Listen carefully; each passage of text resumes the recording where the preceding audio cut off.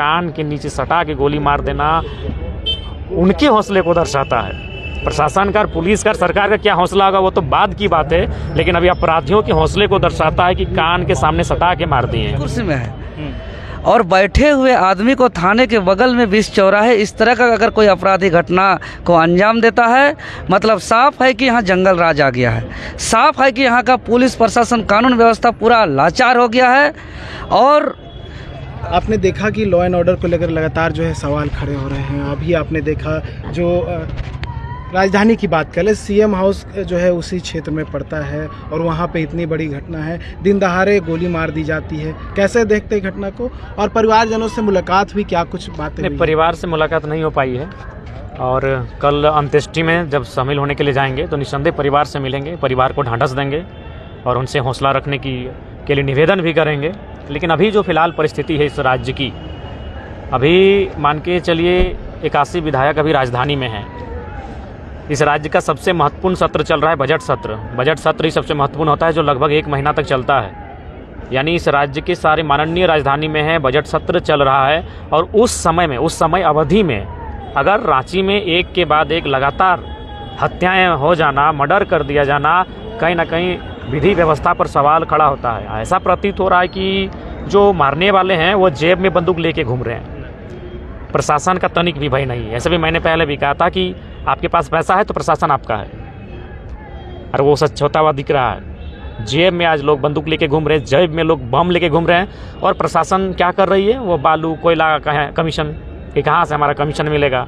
वो 1 महीने अपनी तारीख का इंतजार करते हैं कि जब महीना आएगा तो तारीख में हमारा सैलरी आएगा और उस सैलरी से इस बार हमको लेना क्या है। कोई भी गंभीरतापूर्वक अपना कार्य नहीं कर रहा है और खासकर ब्यूरोक्रेट्स।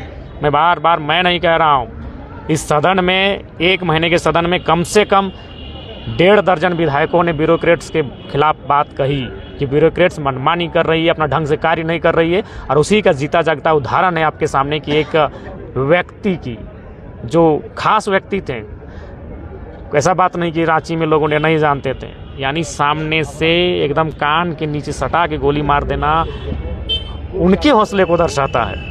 प्रशासन का, पुलिस का, सरकार का क्या हौसला होगा वो तो बाद की बात है, लेकिन अभी अपराधियों के हौसले को दर्शाता है कि कान के सामने सटा के मार दिए हैं। राजधानी में और साथ ही विधानसभा सत्र भी चल रहा है, क्योंकि सारे मंत्री यहीं पे हैं, मुख्यमंत्री भी एक जगह पे, पूरा राज्य का नीति निर्धारण करने वाले लोग यहीं पे हैं, राज्य को संचालन करने वाले लोग यहाँ पे हैं, राज्य का भविष्य क्या होगा उसे तय करने वाले लोग राजधानी में बैठे हैं। और आज उस अवधि में अगर राजधानी में इस प्रकार घटनाएं घटती हैं, दिन दहाड़े हत्या हो जाती है, तो ये शर्मनाक है।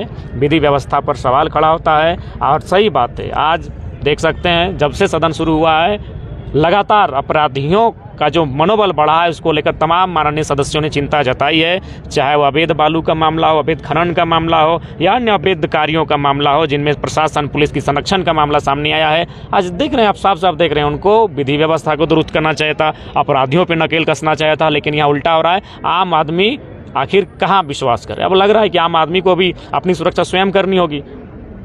आज अब इस व्यवस्था पर बिल्कुल भी विश्वास उनका चरमरा रहा है। दिन दहाड़े आप कोई मारता, 10 तल्ले इमारत के ऊपर से गोली मारता तो समझ में आता, पेड़ के नीचे ऊपर बैठ के गोली मारता तो समझ में आता, गाड़ी में बैठकर 110 का 20 का स्पीड में मार के पार हो जाए तो समझ में आता है।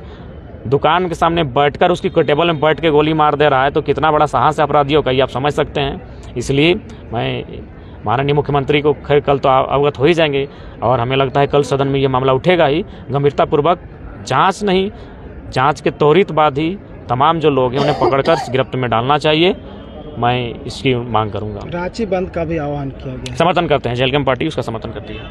धन्यवाद। बिल्कुल, जयराम महतो ने जो है कह दिया कि अब रांची बंद का जो ऐलान किया गया है उसका समर्थन करते हुए जेएलकेएम के तमाम परिवार जो है। देवेंद्र जी, क्या कहिएगा? रांची में इस तरह से जो है कानून व्यवस्था जो है लाचार स्थिति में पाई जा रही है, इसको लेकर क्या कुछ करना चाहिए? जिसका हम कड़ी निंदा करते हैं, क्योंकि इससे पूर्व कुछ दिन पहले सोनू मुंडा का हत्या हुआ था, उसका आज 11वां दिन है और आज फिर एक ऐसा जगह घटना घटा, दिन दहाड़े, दिन के 3:45 बजे कांके थाना के समीप बीच चौराहा में जब वो कुर्सी में बैठे हुए थे, उस फोटो को भी देख रहे होंगे तो एक पैर अभी भी कुर्सी में है।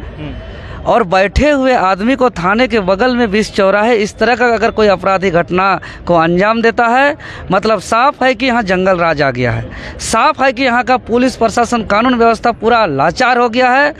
और टाइगर अनिल कुमार महतो को जो जानता था, जो भी जीवन में कभी एक बार भी बात किया होगा, तो उनको पता है कि ये कितना सरल स्वभाव, कितना मिलनसार, कितना मृदु स्वभाव से थे।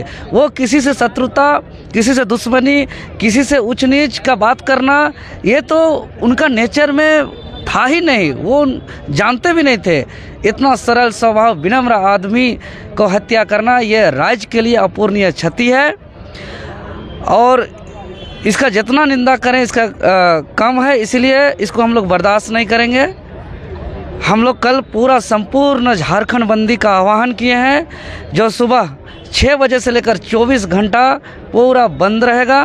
बंदी से जो आवश्यक है, चाहे वो मेडिकल का हो, एम्बुलेंस हो, दूध वाला गाड़ी हो, फल सब्जी वाला हो, आवश्यक वस्तु छोड़ करके बाकी सब बंद रहेगा।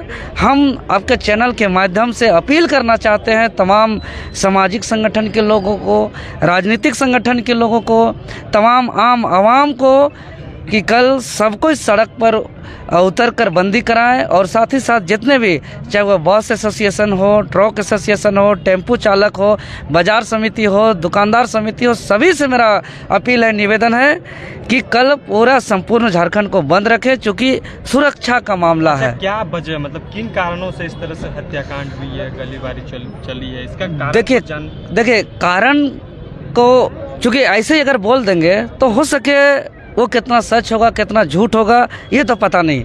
लेकिन हम पूरा कारण का तह तक फैक्ट को जानने के लिए इस पूरे प्रकरण का, इस पूरे हत्याकांड का हम सीबीआई जांच से मांग करते हैं कि सीबीआई जांच किया जाए। चूँकि ये बार बार हत्या हो रहा है। वही कांके चौक में 2 साल पहले एक और घटना घटा था, वो भी हत्या था।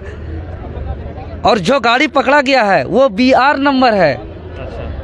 तो कहीं ना कहीं कहां से कहां क्या तारा। देखिए आपका CGL मामला पर 8 गिरफ्तार किया, उसमें 4 औरंगाबाद का है। सरगना का असली मास्टरमाइंड गोरखपुर का बताया जा रहा है, लेकिन वो पकड़ा नहीं गया है। तो जिनको पकड़ा गया है इससे संतुष्ट होने की बात नहीं है। ये तो गांजा, भांग, चरस, नशा में धूस करा दिया होगा इसको, और ये भाड़े में कुछ इनको भाड़े में इसको हायर किया गया होगा। तो इनको पकड़ करके पुलिस प्रशासन वाहवाही ना लूटे कि हमने अपराधी को पकड़ लिया है। असली जो इस हत्याकांड को रचने वाले लोग हैं, उसको असली दोषीदार को पकड़ना होगा। और इस कांड को जो है कि फास्ट ट्रैक कोर्ट में सुनवाई करते हुए उसको कड़ी से कड़ी सजा देना होगा। पीड़ित परिवार के साथ आपका संगठन किस तरह से जो है साथ देगा? देखिए हम लोग आए, पूरे संगठन के सभी कोई, हम लोग कम से कम 3 घंटा से यहाँ पे हैं, 2-3 घंटा हो गया। परिवार के साथ भी हम लोग रहे, और हम यही कहेंगे कि चूँकि जो तो घटना घटा वो बहुत दुखद है, और ये एक ऐसा समस्या है, इसका कोई समाधान भी नहीं हो सकता है। हम लोग कुछ भी करें तो उसको वापस नहीं ला सकते। तो यहाँ समझदारी की बात है। हम ईश्वर से कामना करेंगे कि शोकाकुल परिवार को इस पहाड़ सदृश दुख के समय सहन शक्ति प्रदान करे, और दिवंगत आत्मा को शांति मिले। और हम विनम्र श्रद्धांजलि देते हैं। सत